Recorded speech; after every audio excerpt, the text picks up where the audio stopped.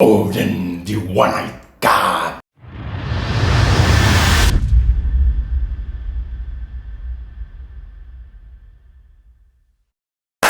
Amis vampeteurs, bonjour. Aujourd'hui, review de la Odin the One-Eyed God V2 de chez Vapors Cloud, Vapenbogen et Dovpo. Là, on est sur un setup complètement de chez Hatim qui m'a prêté la box et le Ripsaw pour faire cette review. Merci beaucoup Hatim, c'est bien gentil. Grâce à toi, il n'y a pas que des reviews rétro. Bah oui, et cette semaine, on a la review du Ripsaw qui est sorti il y a juste un an et une box qui est sortie il y a 3 mois. Et oui, sur Nankoveps, la chaîne Nankoveps, on a une review d'une box en 2023 qui est sortie en 2023. Contemporain le truc. J'ai eu la chance de reviewer la première Odin en version DNA 250C, donc j'ai une référence, j'ai de quoi sur quoi me référer. Odin V2O pour les Français. Odin de chez Dovpo, Vapenbogen et Vapors Cloud nous vient dans une boîte en carton. Assez sympa, à l'intérieur il y a quelques Runix. À l'intérieur on trouve la box. En dessous un manuel, un peu de blabla, carte d'authenticité, QC, blabla. Et un câble type C pour recharger, lequel je ne l'ai jamais utilisé. Je n'utiliserai jamais un câble USB pour recharger des batteries externes. C'est pour ça qu'on a des chargeurs d'AQ. Et un jeu de rap. À l'intérieur de la box déjà, on a deux adaptateurs 18650, 21700 que j'utilise pas. Pourquoi? C'est une box qui est venue équipée de 21700, qui accepte les 21700. Et ben je vais profiter de l'autonomie, de la puissance d'une 21700. Et j'ai pas besoin de 18650. Tant qu'à avoir une grosse box, bah mettre des 21700. Avec 18650, elle aurait été plus petite. Fabriqué en aluminium, entièrement en aluminium. La première Odin, je pense que bottom et top cap, ils étaient en alliage de zinc. Sauf pour la DNA 250C que j'avais reviewé, elle était complètement en aluminium. Skeletonized. Alors, ça on le voit pour les armes à feu, par exemple AR-15 Skeletonized. Ils vont un peu enlever de la matière pour que ce soit plus léger. Et c'est beaucoup plus léger que la première Odin. Alors, mensuration en hauteur, on a 94,2 mm. En longueur, on a 48 mm. En largeur, on a 40 mm. Elle accepte un max de 30 mm. Poids 131 grammes. 131 grammes. Là, ça prend. Son aîné, elle faisait 235 grammes. Il y a 100. Et les mots, les chiffres, il y a 104 grammes de différence. Elle est plus légère de 104 grammes. Et ça se sent. Elle est vraiment plus légère. En main, elle est plus ergonomique, certes. Mais dans la forme, il est plus anodine. Je préfère le design de la première et la trappe. Ça me plaisait beaucoup la trappe. Elle était bien faite. C'était l'une des meilleures trappes AQ. Pas comme sur une drague par exemple. Et qu'est-ce qu'on a ici? C'est un peu de jeu. Voilà. Il y a un peu de jeu. Ouais. Mais bon, dans la main, on va pas s'amuser à jouer avec. Donc ça va. Mais voilà. Dans cette couleur spécialement silver, elle ne me donne pas l'impression d'être qualitative. On dirait que c'est très fin comme aluminium. Et, ils ont cherché vraiment à réduire le poids au max. C'est très léger. Moi, le poids, ça me dérange pas. Mais on dirait que c'est plus cheap. Ouais. Je préfère toujours la première version. Elle prend 2,21 700 en série. Donc, j'utilise des 30T.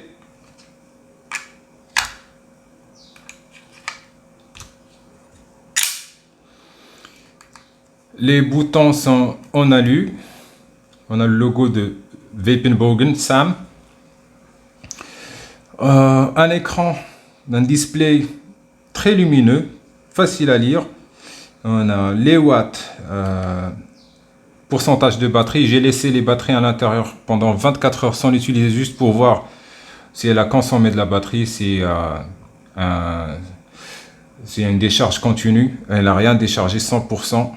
Voltage, valeur de résistance ohm, le temps de ta puff, time, et les puffs.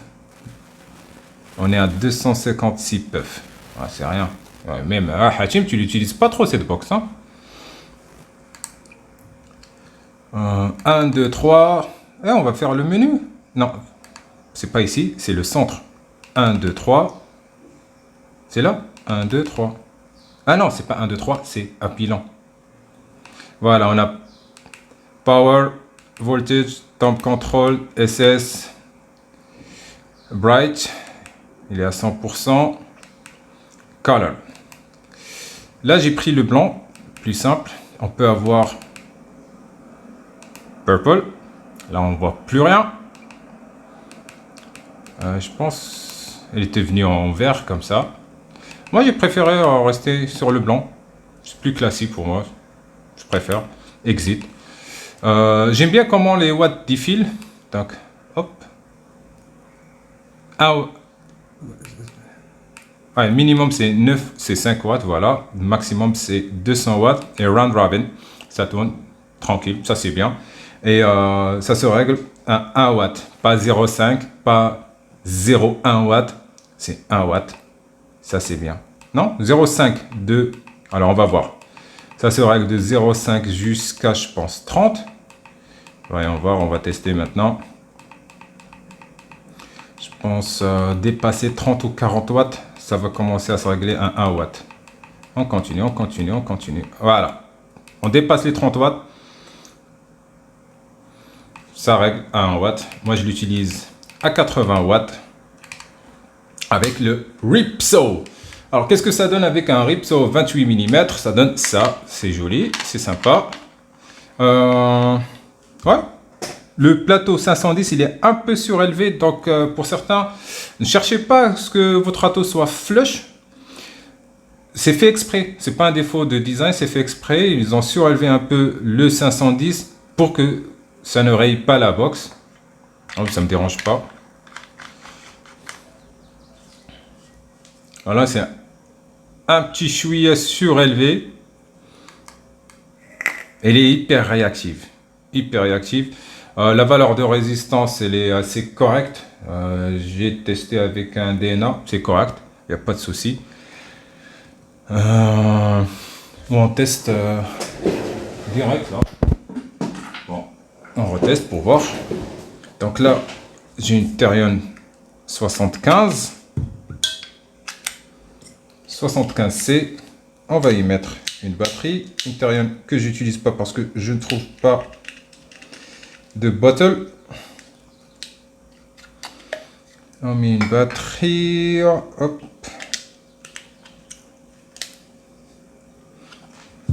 Sur la Odin, on a 0,17. Ici.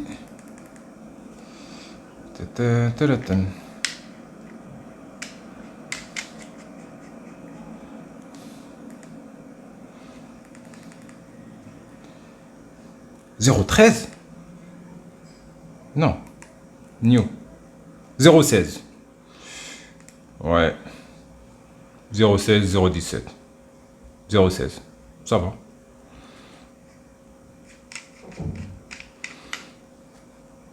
Une petite différence de 0,01 ohm. Quoi dire d'autre? Oui, c'est pas une box que vous allez prendre avec vous à la plage. Hein. Il y a plein de trous partout, donc le sable, va se faire une joie. Mais c'est pour perdre du poids. Donc là, Odin a eu droit à un régime draconien. Je sais pas ce qui me donne cette sensation de chip. Je pense que c'est le finish. Vous voyez le finish là? C'est ce qui me donne cette impression de chipos, de boxe en alliage de zinc, alors que c'est vraiment de l'aluminium. Peut-être que c'est un bon grade d'aluminium. La petite devis ici. Ouais. Pas de ventole ici parce que ouais, elle respire de partout. Bon, il n'y a pas grand chose à dire d'autre.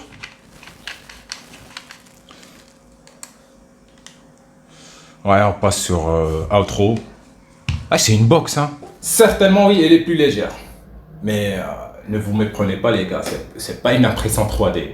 Ça embarque toujours de 21700. Ça reste un peu lourd. C'est pas une box légère. Comparé à la vieille, je préfère toujours la première Odin. Côté design, c'était assez atypique. Un peu Minikin, Asmodus inspiré, Rollo inspiré, avec le top cap qui est un peu biseauté, le métal qui était beaucoup plus épais, 235 grammes la vieille. Celle-là, ils ont abandonné la trappe de la V1, qui était une très bonne trappe, une des meilleures trappes AQ pour une portière. En upclose, je vous ai dit, ça va pas bouger dans ta main, mais si, quand je la prends, ça bouge un peu. À chaque fois que je la prends, ça bouge un peu. Et ouais, ça bouge. Hatim, il a eu un problème avec le bouton. Genre, ça coincé sur la même box. Personnellement, j'ai aucun souci avec le bouton. Il a jamais coincé. J'ai vapé beaucoup dessus, donc là, elle est à 267 puffs. Je pense que j'en ai mis presque la moitié là. Elle était encore neuve la box quand il me l'a envoyée. Il n'y a même pas une petite rayure. Il prend bien soin de son matos. Oui, le Ripso il a rouillé, mais c'est pas à cause de lui. Hein. Il a lavé le truc, il l'a séché, il l'a posé dans sa boîte. Mais le Ripso il est fait dans un métal qui est pourri. Voilà. Donc il a rouillé. Point positif, une interface facile à naviguer, bien éclairée, très bon rétroéclairage, des boutons bien cliqués, elle fire instantanément, elle est très réactive, les boutons sont usinés dans un aluminium qui est sympa, le design, c'est une belle box. Je sais pas qui fait beaucoup le design, est-ce que c'est Vapenbogen ou Vaperscloud. Dovpo, déjà on sait qu'elle va fabriquer le truc. Mais voilà, c'est une box qui est de bon goût. Il n'y a pas beaucoup d'écriture, il y a juste le petit logo de Vapenbogen, comme d'habitude sur le bouton et sur le derrière. Odin. Basta. Et tant mieux, s'ils allaient mettre les trois noms de marque, le Vapenbogen, le Vaperscloud, le Dovpo, ouais, la box serait un brouillon. Alors, en tenue de main, très confortable, mais ces rainures là, elles me dérangent un peu. Elles sont pas sharp, elles sont pas coupantes. Ouais, les anglicismes de merde. Elles sont pas coupantes, mais je les sens. Donc je préfère le dos de l'ancienne, qui était plus smooth.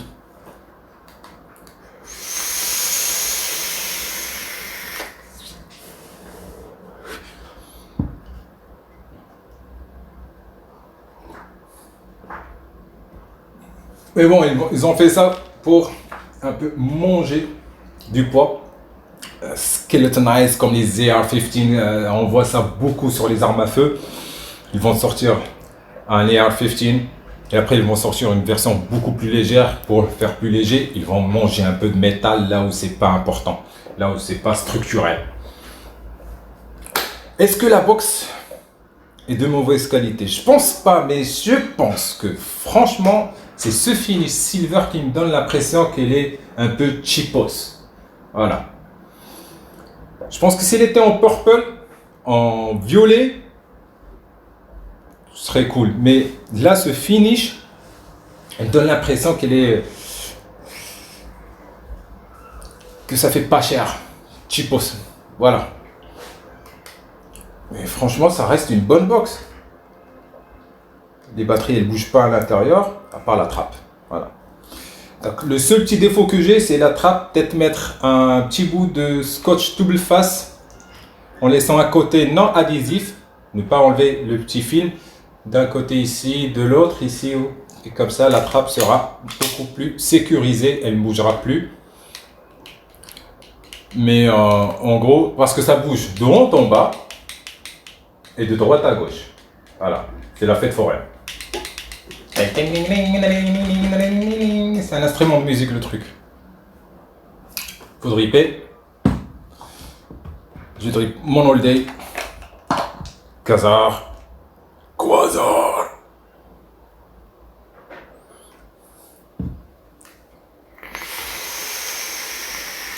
Ah oui. Un petit truc à relever. La valeur de ohm, là, j'ai 0,17 ohm.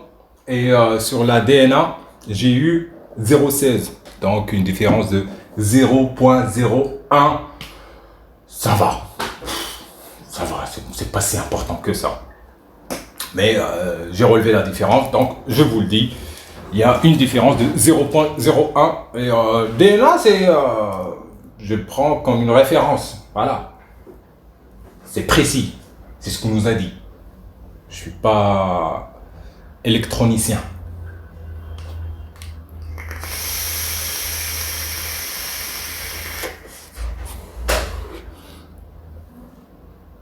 Est-ce que c'est une box que je conseille? Personnellement, si je trouve la V1, je prends la V1. Surtout en DNA 257. Je prends la V1. Mais sinon, c'est pas de la merde, hein. À 95 €, à part encore la portière qui bouge. Et moi, j'ai pas eu de problème avec le switch. J'ai vu sur Reddit qu'il y en a eu plein qui avaient le Fire qui coince ou alors qui bug. C'est une box qui prend du 30 mm, 2x21 700 qui monte jusqu'à 200 watts. Est-ce qu'elle sort vraiment 200 watts? J'en sais rien, je ne vais pas à 200 watts. Là, sur un 28 mm, je ne vais pas à 80 watts. Mais bon, encore, j'ai fait un coil assez haut, 0,16, 0,17 pour elle. Ouais, c'est une bonne box, ça reste une bonne box. C'est pas de la merde. Encore en comparaison sur le marché, qu'est-ce qu'il y a? Il y a de moins en moins de box. De plus en plus de pods, de plus en plus de jetables. Mais il y a de moins en moins de box, donc elle n'a pas beaucoup de concurrence. Déjà, chapeau au gars pour avoir sorti la V2. Voilà. C'est un marché qui n'est pas porteur pour ce genre de box. On dit qu'il n'est pas porteur, mais ça se vend bien aussi.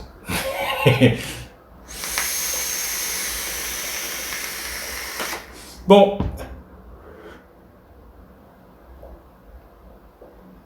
Je pense que c'est bon, j'ai tout dit. J'ai plus grand chose à relever d'autre. Ah oui, c'est pas une box que tu vas prendre à la plage, hein. Il y a des trous partout, donc le sable va se faire une joie à s'infiltrer un peu partout. C'est une box presque à nu. C'est comme une femme qui porte un t-shirt complètement découpé au ciseau. Sur ce les gars, vive la vape libre et ciao. Ciao. On n'a jamais fait ça. Vive la vape libre et ciao.